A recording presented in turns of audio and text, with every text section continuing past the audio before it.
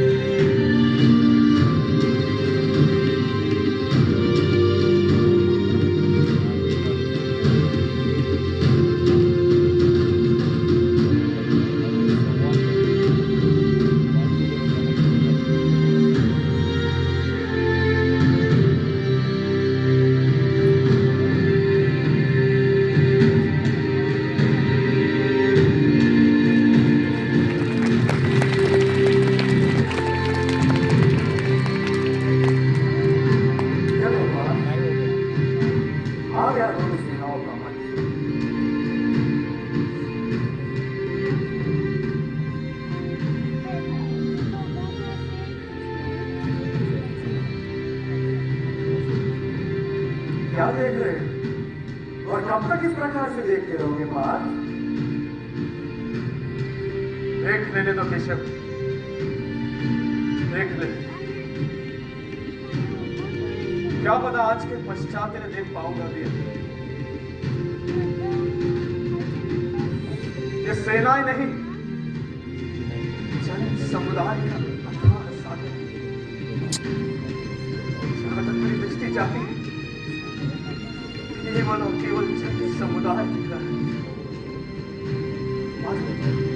क्या क्या युद्ध करना उचित होगा? इसका निर्णय तो तुम्हें पहले करना चाहिए था अर्जुन। ये सोच में पड़ गए बात। कौरवों की सेना में देख रहा हूं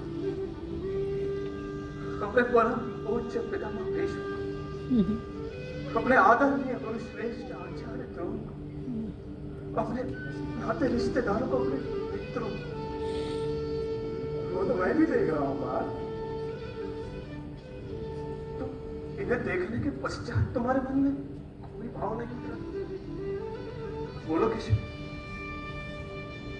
तुम शांत क्यों हो? इस प्रकार मुझे क्या देख रहे? मुझसे कुछ बोलोगे नहीं मित्र?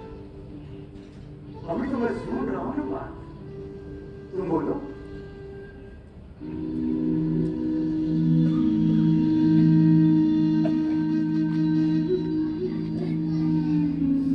हे केशव, बचपन में ही हमारे पिता चल बसे। पितामह ने हम सभी भाइयों को पिता का आधार दिया, सभी भाइयों को भरपूर स्नेह देने लगे। मुझे याद है बचपन में मैं जब अपने भाइयों की शरारतों से डर अपने ताज सिर के पास आता तो मुझे सीने से लगा भरपूर प्रेम करके और भाइयों की शरारतों से मुझे बचा ले। मेरी चूक होने पर भी मेरा ही बख्श लेते थे मेरे पिताश्री। ऐसे आदरणीय प्रेम की मूर्ति तथा पूजनीय है मेरे पिता। तुम भी कहो माधव, मैं अपने पितामह के विरुद्ध धनुष कैसे उठा सकता, कैसे उठा सकता?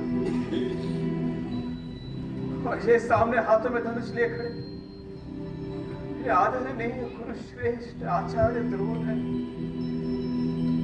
हमने अपने ज्ञान की गंगा से मुझे पूर्णतः प्रोत कर दिया माधव, मुझे पूर्णतः प्रोत कर दिया।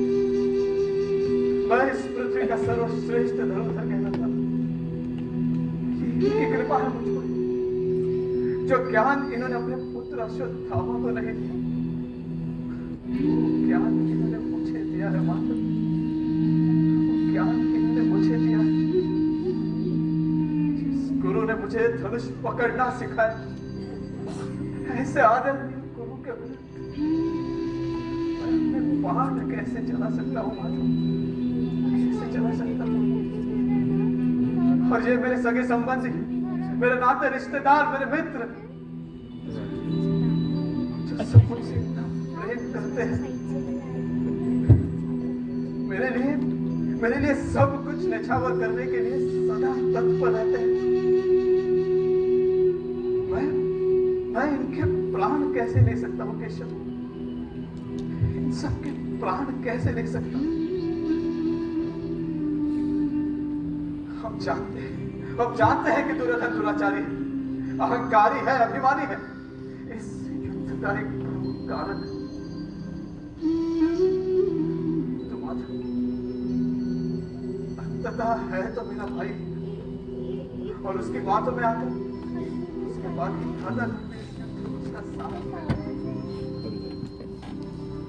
तो ये युद्ध बड़ा ही विनाशकारी होगा माधव, बड़ा ही विनाशकारी होगा। कईयों की मृत्यु होगी, हमारी बहनें विधवा हो जाएंगी, हमारे बच्चे अनाथ हो जाएंगे। युद्ध के पश्चात हमारी बहनों और बच्चों का ध्यान रखने वाला भी कोई ना होगा माधव, कोई ना होगा। हम इस बात को समझते हैं, मगर जो दुष्ट दुर्योधन नहीं समझता। माधव क्या अंतर है हम में और दुर्योधन में? क्या ये युद्ध स्थगित नहीं किया जा सकता? कैसे?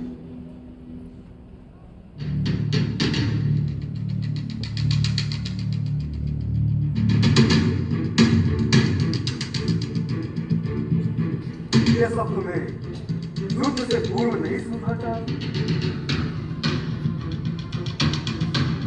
यदि सभी ने अपने अपने धर्म को समझा होता, अपने धर्म को निभाया होता, तो आज ये युद्ध तुम्हारे सामने न होता। अर्जुन, पितामह भीष्म अपने पिता के स्त्री बनाए प्रेम की भीष्म प्रतिज्ञा करने की आवश्यकता नहीं। तुम्हारे पिता पांडव को राजपाट छोड़कर सन्यासी बनने की आवश्यकता नहीं थी।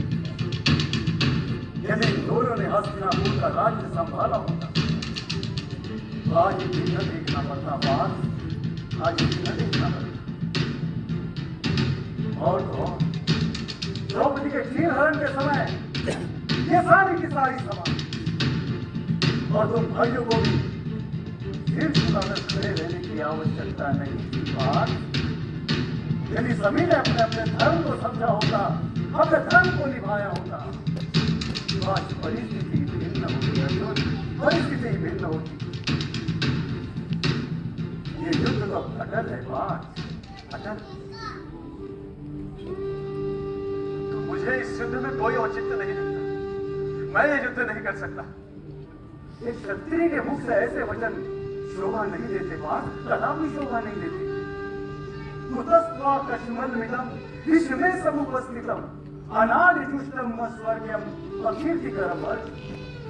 युद्ध किस महत्वपूर्ण घड़ी में तुम्हें क्या हो गया? ये युद्ध भूमि है और यहाँ पर एक योद्धा को केवल युद्ध के विषय में सोचना पड़ता है। ये धर्म युद्ध है बात, धर्म युद्ध। और तुम यहाँ पर धर्म की ओर से लड़ने आए न कि नाते रिश्तेदारी निभाने। धर्म तुझसे आस लगाए बैठा है बात कि तुम धर्म की रक्षा करो, और तुम युद्ध न करने की बात कर रहे हो। ये किसी भी आर्य को शोभा नहीं देता, किसी भी आर्य को शोभा नहीं देता। और तुम्हारा ये विचार न तुम्हें स्वर्ग दिला सकता है पार्थ, न कीर्ति। तो माधव, यदि युद्ध टल जाए तो हम इस होने वाली भयंकर हानि से बच सकते हैं। मैं इस भयंकर हानि का बोझा लिए नहीं जी सकता माधव, नहीं जी सकता। हम तो ये भी नहीं जानते कि इस युद्ध में विजय हमारी होगी या होगी। ये निश्चित है माधव, हानि दोनों ही पक्षों की होगी। हानि तो दोनों ही पक्षों की होगी। और यदि मैं ये युद्ध जीत भी जाता हूँ तो फिर मेरी ये जीत पितामह भीष्म, आचार्य द्रोण, मेरे नाते रिश्तेदार के रक्त से सनी होगी माधव, सबके रक्त से सनी होगी। ऐसा राज्य लेकर मैं क्या करूंगा केशव? मैं क्या करूंगा? इन लोगों के बिना जीवन जीने में क्या अर्थ रह जाएगा, जिन्हें मारकर मैं जीना भी नहीं चाहता। इन मूल्यों पर यदि मुझे तीनों लोगों का राज्य भी मिल जाए तो भी मेरे लिए तुच्छ ही होगा। इससे तो अच्छा होगा कि मैं हस्तिनापुर छोड़कर चला जाऊं और भिक्षा मांग कर अपना जीवन यापन करूं माधव, भिक्षा मांग कर अपना जीवन यापन करूं। भिक्षा मांगकर अपना जीवन यापन कर। इस प्रकार की नपुंसकता तुझ जैसे वीर योद्धा को शोभा नहीं देती अर्जुन। इसे अपने भीतर ना आने दो पार्थ, इसे अपने भीतर ना आने दो। इस तुझ हृदय की दुर्बलता को त्याग कर युद्ध के लिए खड़े हो जाओ, युद्ध के लिए खड़े हो जाओ। कैसे खड़ा हो जाऊं माधव, कैसे खड़ा हो जाऊं? अपने ही स्वजनों को अपने ही विरुद्ध युद्ध में तत्पर थे, कहीं नहीं छिन्न भिन्न हो रहे। मुझे हर और अशुभ ही अशुभ दिख रहा है माधव, और इस कारण मेरा मुख सूखा जाए, मेरे हाथ पांव कांप रहे, त्वचा पर एक जलन का अनुभव सा हो।